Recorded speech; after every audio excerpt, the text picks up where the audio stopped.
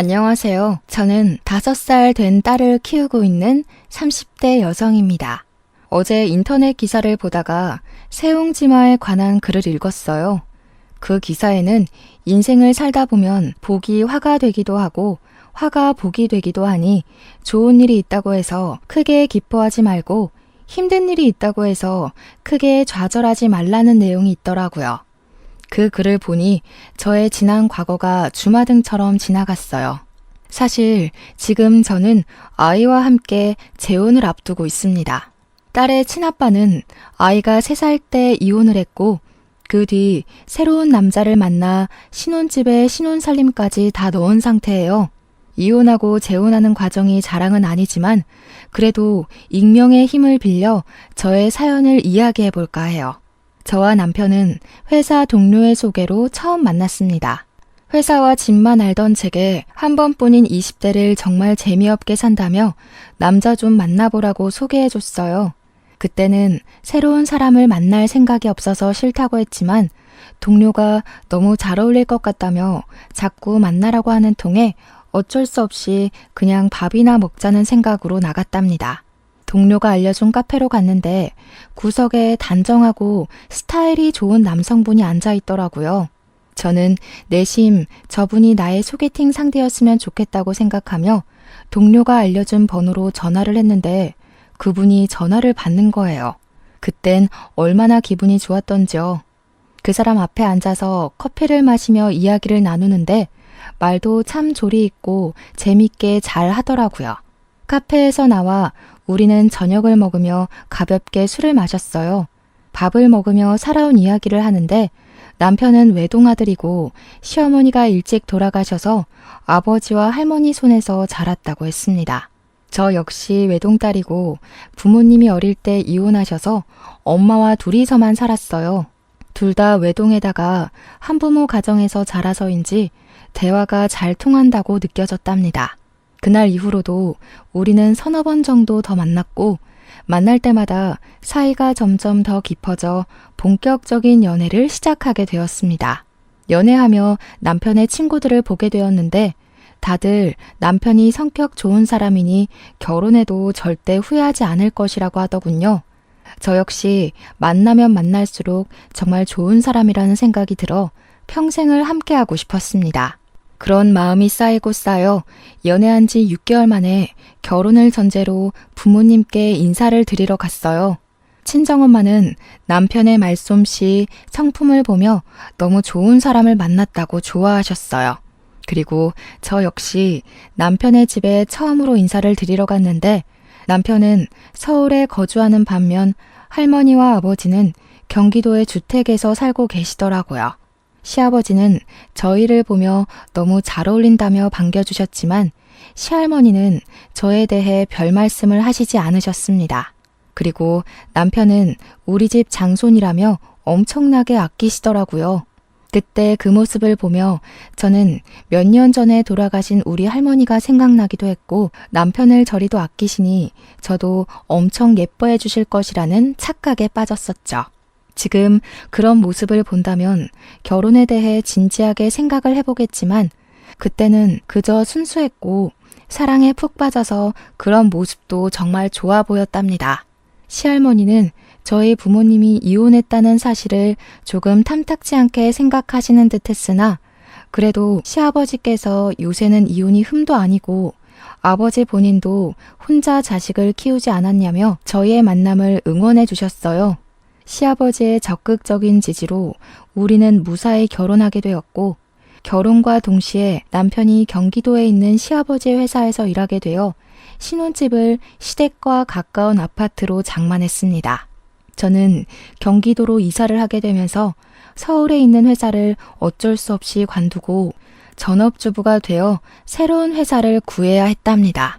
하루는 남편은 아버지 회사로 출근을 하고 저는 집에서 회사를 알아보고 있는데 시할머니께서 우리 집에 오셨어요.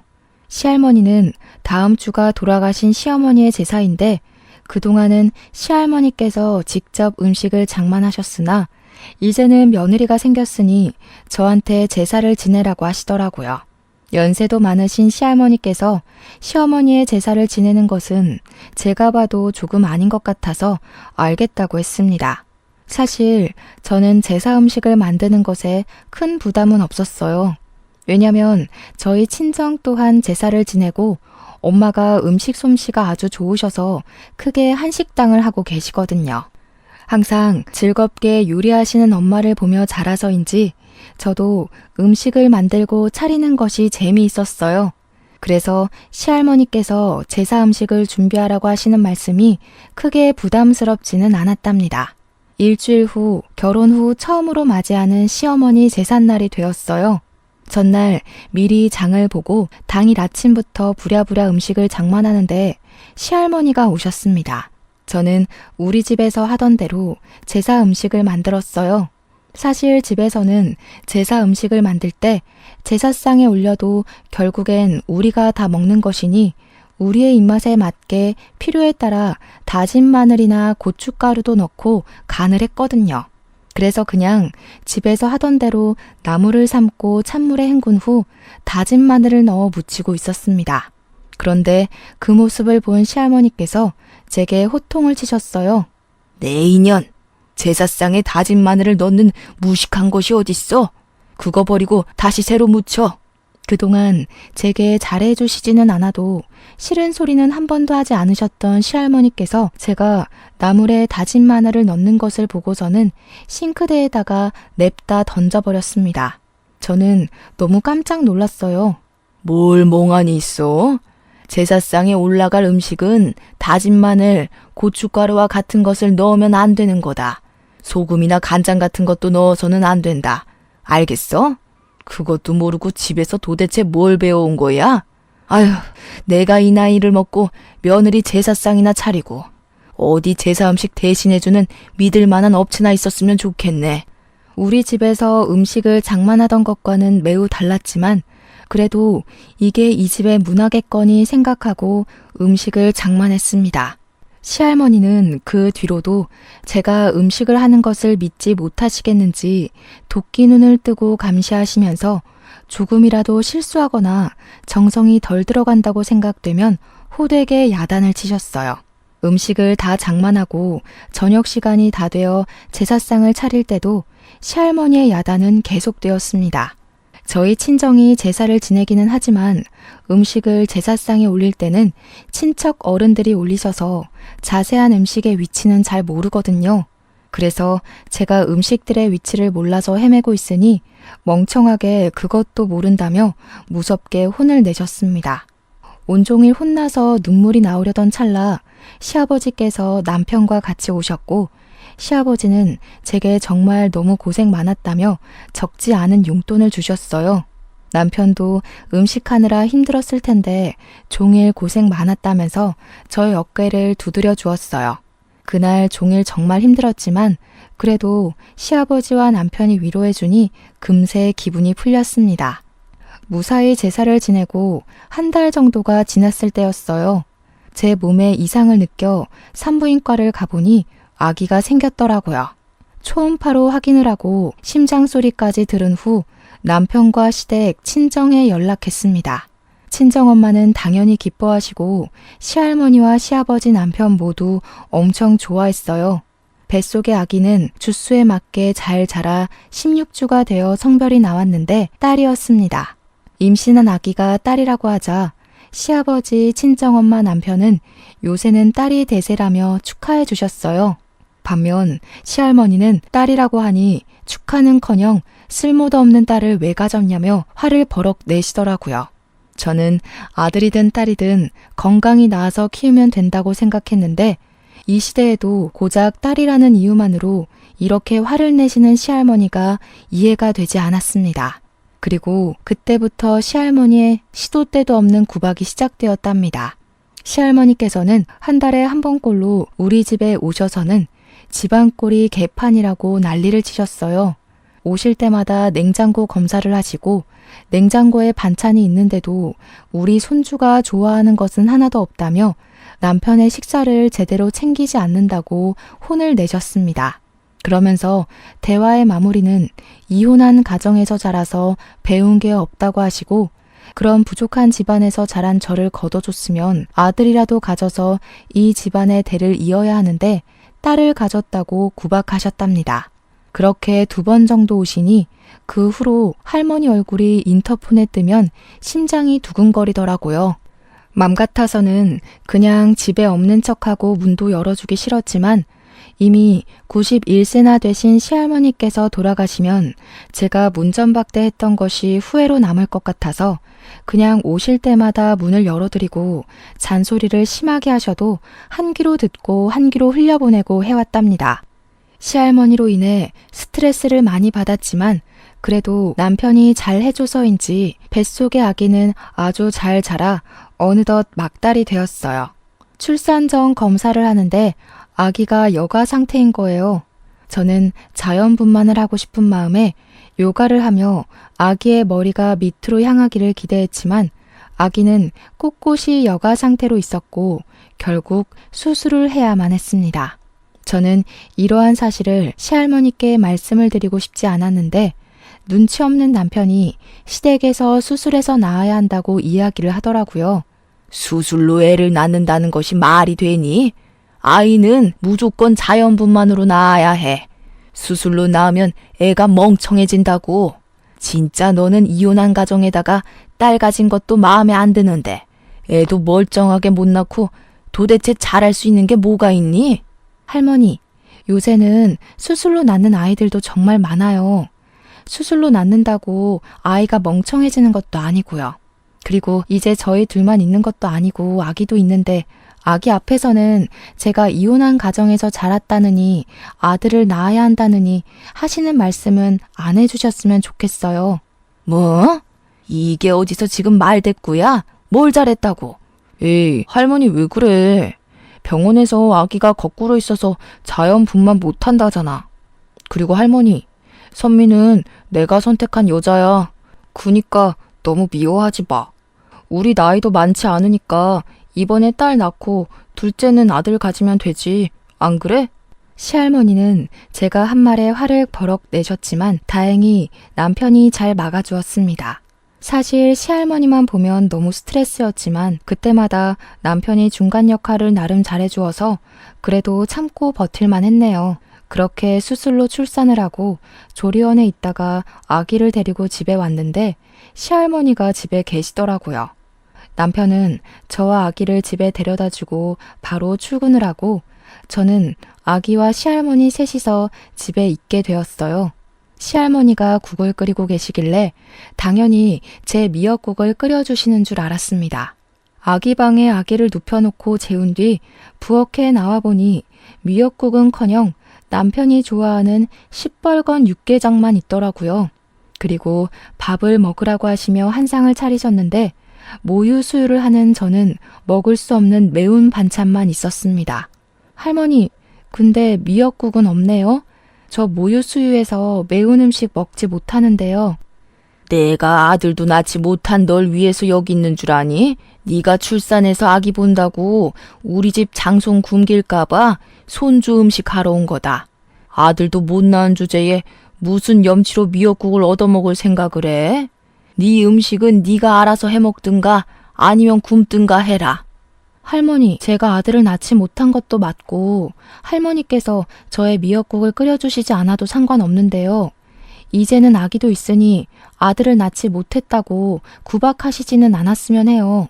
제가 아들을 낳고 싶다고 해도 제 마음대로 할 수 있는 것이 아니잖아요.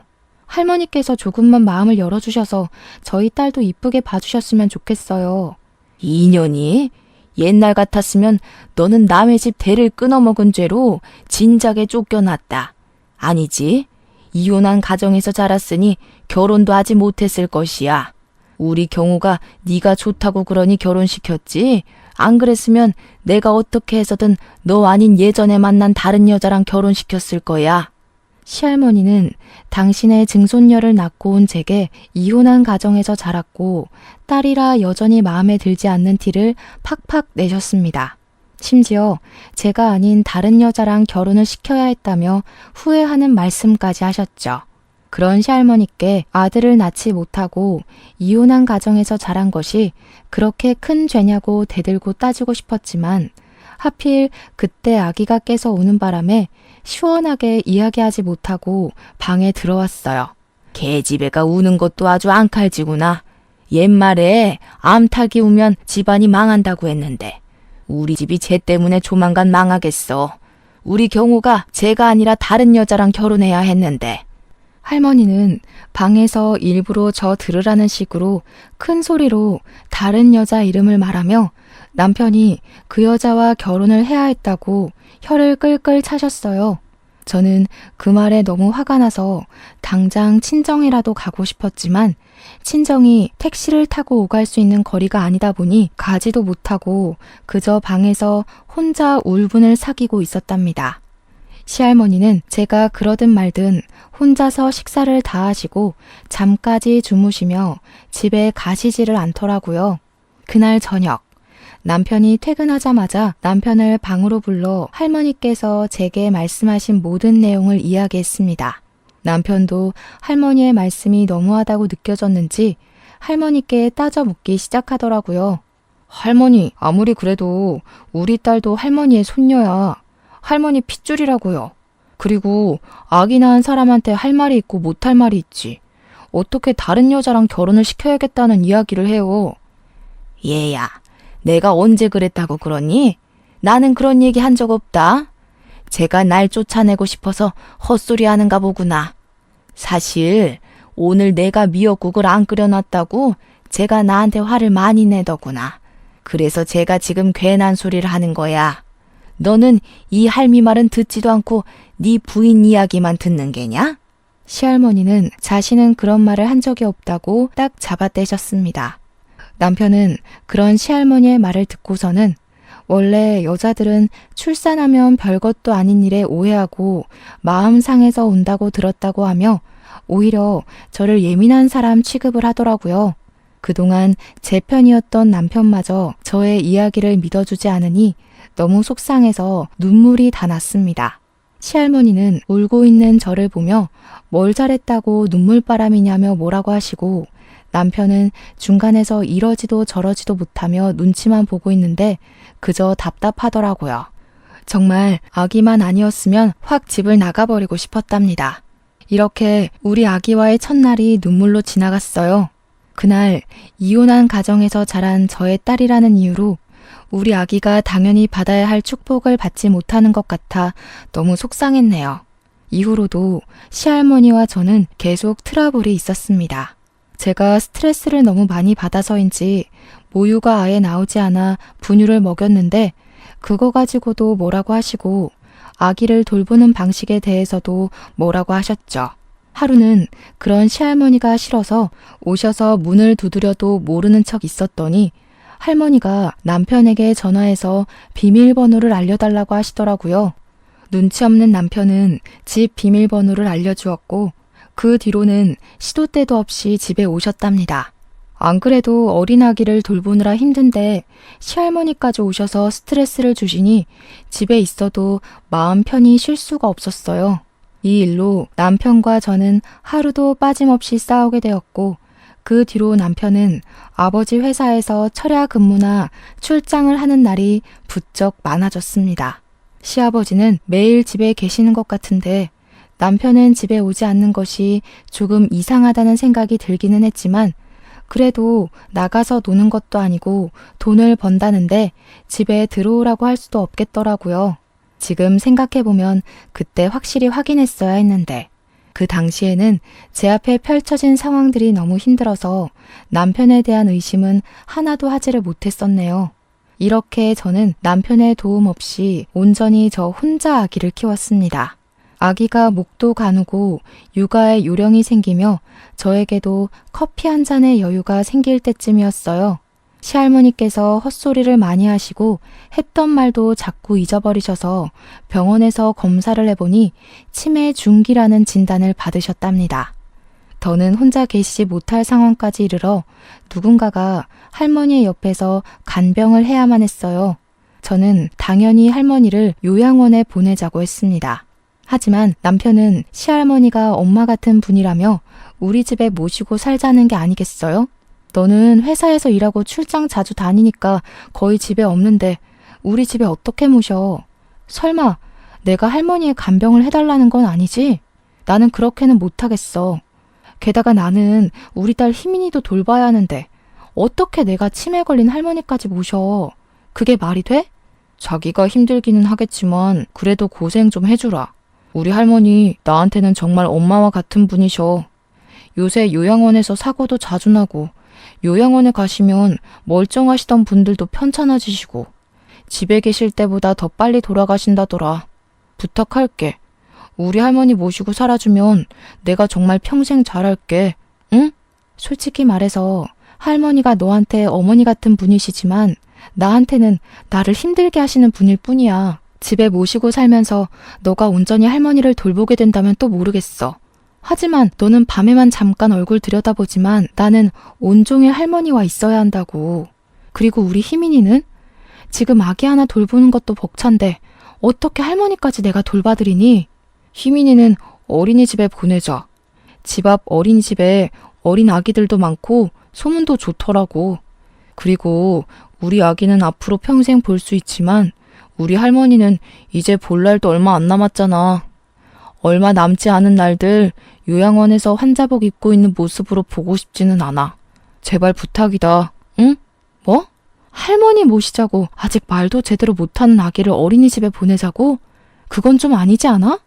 요양원에서 사고가 일어나는 것만큼이나 어린이집에서도 사건 사고가 자주 일어나. 난 어린이집은 우리 희민이가 말하기 시작했을 때 보내고 싶어. 그리고 아까도 말했듯이 너에게는 엄마 같은 할머니지만 나에게는 보기 싫은 할머니라고. 그런 할머니랑 종일 집에서 절대 못 있어. 보기 싫은 할머니? 너무 심하게 말하는 거 아니야? 그래도 할머니가 집에 오셔서 한 번씩 희민이 봐주시고 옷 사주시고 한 거는 생각 안 해? 네가 우리 할머니 싫어하는 줄은 알았지만 이 정도일 줄 몰랐다. 할머니 모시기 싫으면 그냥 우리 이혼해. 네가 어른 공경할 줄 모르는 사람인 걸 진작 알았더라면 결혼도 하지 않았을 거야. 저와 남편은 치매에 걸린 할머니를 모시는 문제로 한참을 싸우다가 이혼하자는 이야기까지 오고 갔어요.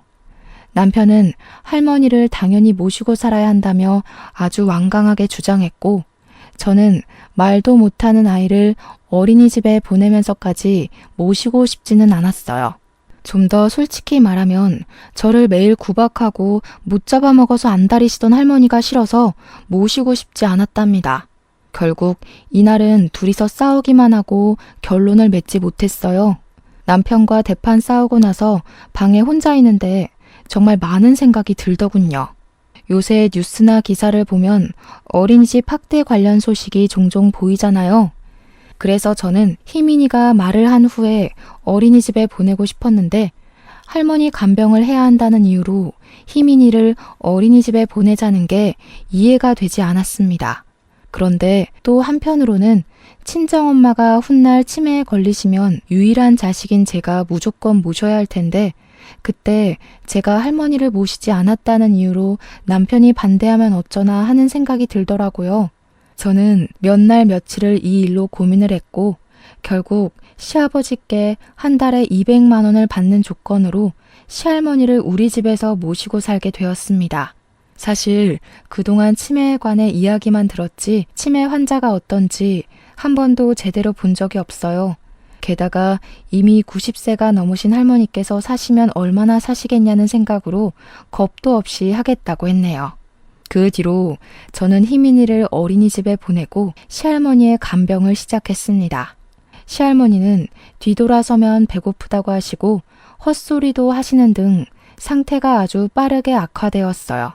남편이라도 옆에 있으면 좋겠지만 남편은 잦은 철야 근무에 출장으로 자주 보지도 못했답니다.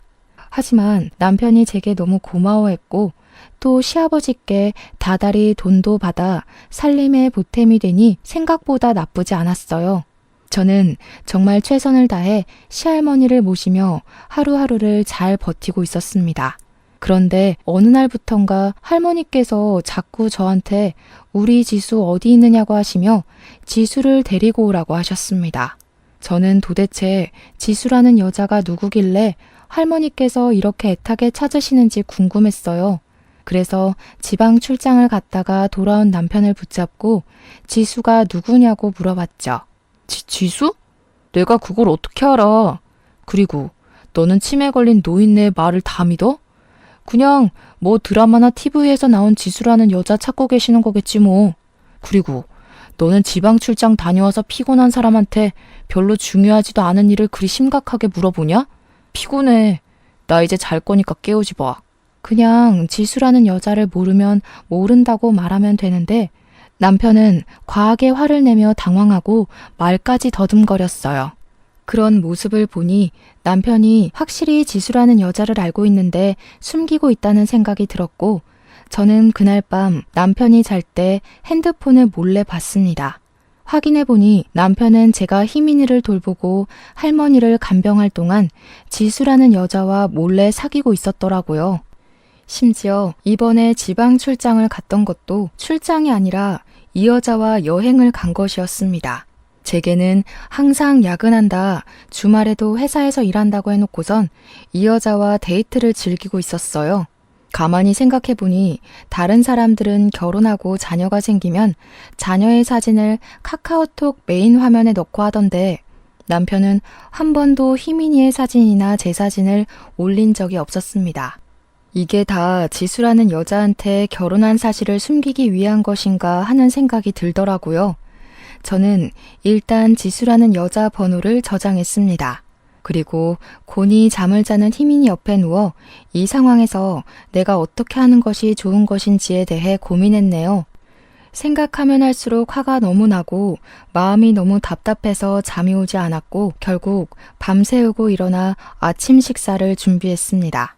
제가 부스럭거리는 소리에 남편도 일어나 회사에 일찍 가봐야 한다며 씻고 바로 나갔어요. 남편이 출근하고 나서 저는 화장실에 갔다가 다시 거실로 나왔는데 시할머니가 쭈그리고 앉아 계시고 그 옆에 희민이도 같이 앉아 있었습니다. 할머니가 뭐 하시나 싶어 가까이 가보니 할머니께서 거실 바닥에 볼일을 보고 계시더라고요. 저는 너무 깜짝 놀라서 일단 희민이를 덥석 안았어요. 이년아, 네 아이 데리고 이 집에서 나가. 난 이런 못생긴 아기 필요 없다. 빨리 우리 지수 데리고 오란 말이야. 얼굴 고운 우리 지수가 손주를 낳아야 해. 네가 이 집에 붙어 있으니까 우리 지수가 시집을 못 오는 거 아니야? 이 괘씸한 것. 우리 집안 말아먹으련. 시할머니가 저를 밀치는 바람에 하마터면 안고 있던 희민이를 떨어뜨릴 뻔했습니다. 다행히 희민이를 제가 꽉 잡고 있어서 다치지는 않았지만 정말 아찔했어요. 순간 이 집에서 할머니와 계속 같이 있으면 언젠가는 희민이가 다칠 수도 있겠다는 생각이 들어 저는 시할머니 두고 집에서 나와 무작정 서울에 있는 엄마한테 가버렸습니다. 남편이 다른 여자를 만나고 있고 시할머니가 희민이에게 위험한 상황인데 제가 굳이 여기에 있을 필요가 없다는 생각이 들었거든요. 친정엄마는 연락도 없이 온 저를 보며 깜짝 놀라셨고 저는 그런 엄마께 그동안 알게 된 사실들을 다 말씀드렸어요. 엄마는 그런 상황에서 네가 굳이 참을 필요 없다고 하시며 일단은 쉬면서 앞으로 어떻게 할지 생각해보라고 하셨죠. 그리고 엄마는 가게로 가셨고 저는 일단 지수라는 여자를 만나야겠다고 생각했답니다. 어제 저장했던 지수 씨의 번호로 전화를 해보니 받지 않길래 문자로 경호 씨에 대해서 할 말이 있으니 만나자고 했습니다. 제가 문자를 보내니 바로 전화가 와서 누구길래 자기 남자친구에 관해서 할 말이 있냐며 지금 만나자고 하더라고요. 그래서 가게를 들려 엄마한테 희민이를 맡기고 약속한 장소로 나갔습니다. 저는 지수 씨를 만나 사실 경호 씨와 내가 결혼한 사이이고 아이까지 있다고 이야기를 했어요. 지수 씨가 저의 이야기를 듣고 깜짝 놀라서는 그럴 리가 없다길래 저와 남편의 결혼 사진, 희민이의 사진을 보여주었죠. 그리고 저는 둘이서는 언제 어떻게 만났는지 물어봤습니다. 알고 보니 남편과 지수 씨는 저와 남편을 만나기 훨씬 전에 결혼을 약속한 사이였어요. 지수 씨는 시할머니와 시아버지도 이미 만났었고 두 분 다 지수 씨를 너무 좋아하셨대요. 왜냐하면 지수 씨 아버지가 회사를 운영하시는데 그 회사가 아버지 회사의 원청 업체였거든요. 아무래도 원청 업체와 사돈을 맺으면 회사 운영에 많은 도움이 될 수 있기에 시할머니, 시아버지 모두 지수 씨와 남편의 만남을 적극적으로 응원했다고 해요. 지수 씨도 그런 두 분이 좋아서 시댁에 종종 놀러 갔었고 사이가 더 깊어져 결혼까지 하려고 했으나 지수 씨의 아버지가 경제적으로 차이가 난다며 둘의 결혼을 결사반대하셨대요. 그래서 결국 남편과 지수 씨의 결혼이 무산되고 잠시 헤어져 있는 동안 저를 만났던 것이죠. 그렇게 둘은 한동안 연락도 하지 않고 지내다가 제가 희민이를 낳고 정신이 없었을 때 우연히 길에서 만났다고 해요. 그 뒤로 꾸준히 연락했고 지금은 정식으로 사귀고 있다는 거예요. 그러면서 지수 씨는 결혼했다는 사실도 전혀 몰랐다고 하며 일단 이 자리에 남편을 부르기로 했습니다. 남편은 지수 씨가 만나자는 말에 반가워하며 바로 달려가겠다고 하더군요. 앞으로 본인에게 일어날 상황은 꿈에도 모른 채 말이에요. 1시간 정도 지나자 남편이 우리가 있던 카페에 도착했습니다. 남편은 지수 씨 앞에 앉아있는 저를 보고서는 매우 당황해서 어쩔 줄을 몰라 하더군요. 지수 씨가 저에게 모든 내용을 다 들었다고 이야기하니 남편은 저와 지수 씨 앞에서 무릎을 꿇었어요. 그런 남편에게 지수 씨는 물을 뿌리고는 남편의 뺨을 때리더라고요. 남편은 저와 지수 씨 사이에서 아무 말도 하지 못했습니다. 진짜 어떻게 사람이 그래? 치매 걸린 할머니를 간병하는 와이프 두고 다른 여자를 만나고 싶디? 나는 너의 그 엄마 같은 할머니 보느라 지쳐가는데 너는 할 것 다 하고 다녔더라? 나 몰래 지수 씨 만나는 동안 희민이는 생각 안 해봤어? 나쁜 새끼. 나 너 절대 가만두지 않을 거야. 아버지한테 다 이야기해서 회사와 거래 끊을 테니까 그렇게 알아. 너네 회사 매출의 80%는 우리 회사에서 나온다는 거 알고 있지? 사람 배신한 대가가 얼마나 무서운지 한번 뼈저리게 느껴봐. 아, 별일 없으면 저희 아버지한테 같이 가요. 우리 같이 가서 이 새끼의 실체를 말씀드려요. 지수 씨는 제게 같이 회사에 가서 아버지께 다 얘기하자고 했고 저는 여전히 무릎을 꿇고 있는 남편을 뒤로 하고 지수 씨의 아버지를 만나러 갔습니다. 지수 씨의 아버지는 어떻게 사람이 그럴 수가 있냐며 가만두지 않겠다고 남편 회사와의 거래를 끊어버리셨어요. 그리고 저는 남편과 혼인관계를 유지할 이유가 없다는 생각이 들어서 바로 이혼 서류를 작성하여 아버지 회사로 킥을 보냈답니다. 그날 저녁 이혼 서류를 확인한 남편은 제게 전화해서 이혼하지 못하겠다고 사정했지만 저는 단호하게 같이 살지 못하겠다고 했습니다. 결국 우리는 숙려 기간을 가진 후 이혼을 했고 양육권은 제가 가지게 되었답니다. 그리고 한 달에 2번씩 남편이 희민이를 보고 위자료 3천만 원에 양육비도 매달 60만 원씩 제게 보내기로 했어요. 이렇게 이혼 후 저는 친정엄마와 함께 살면서 희민이를 어린이집에 보내고 엄마의 식당에서 일했습니다. 엄마의 식당 일을 도우며 일하던 어느 날 예전에 시할머니가 제사상을 차리며 제사 음식을 해주는 업체가 있으면 좋겠다고 하셨던 말씀이 불현듯 생각났어요. 그래서 온라인으로 주문을 받아 제사 음식을 만들어 택배로 보내는 온라인 쇼핑몰을 차렸습니다. 엄마 식당 바로 옆에 조그마하게 가게를 내고 그곳에서 음식을 만들어 택배로 배송했답니다. 처음에는 반응이 그저 그랬지만 입소문이 나기 시작하면서 점점 매출이 늘었어요. 하루는 주문이 너무 들어와 엄마한테 희민이를 부탁하고 가게에서 일하고 있었습니다. 한창 정신없이 있는데 전 남편이 제 가게에 찾아왔더라고요. 음식 솜씨가 좋더니 가게까지 차렸네. 사실 부탁할 것이 있어서 무작정 찾아왔어. 사실 우리 할머니는 돌아가셨고 회사는 망했고 지수랑도 헤어졌어. 그래서 지금 나한테 그런 이야기를 하는 이유가 뭐야? 우리 다시 합치자. 우리 정말 사랑했는데 할머니와 지수 때문에 헤어진 거잖아. 나 그날 이후로 정말 반성 많이 했어. 우리 사이에 희민이도 있는데 이렇게 헤어져서 사는 건 아닌 것 같아. 지금 뭐라는 거야? 할머니 돌아가셨고 지수랑 헤어졌다고 다시 합치자고? 말 같지도 않은 개소리를 참 정성스럽게 한다. 야, 부부 사이에 가장 중요한 게 뭐니? 바로 신뢰라는 거야. 근데 너는 이미 이 신뢰를 저버렸는데 내가 어떻게 너를 믿고 다시 만날 수가 있겠니? 헛소리 집어치우고 당장 꺼져. 전 남편은 저의 단호한 거절에 아무 말도 못하고 돌아갔습니다. 그런데 그날 저녁 주문이 들어와 제 가게에서 음식을 만들고 있는데 전 남편이 술에 취해 비틀거리며 들어오더라고요. 야, 나는 이렇게 쫄딱 망해서 하루 벌어 하루 먹고 사는데 너는 이렇게 잘 나가니까 좋으냐? 너 내가 아주 우습지? 내가 만약에 지금 돈 있고 회사가 안 망했으면 이렇게 네가 이혼하자고 했겠어? 이게 여기가 어디라고 자꾸 와? 술을 처먹었으면 집에 들어가서 잠이나 자. 어디 와서 행패야? 그리고 너 뭔가 단단히 착각하나 본데 나는 네가 돈이 없고 망해서 헤어진 게 아니야. 할머니 간병이 힘들어서 헤어진 것도 아니고 네가 바람을 피워서 헤어진 거라고 알았냐? 이 멍청한 놈아. 참나, 사람이 살다 보면 잠깐 넘어지고 실수도 할 수 있지.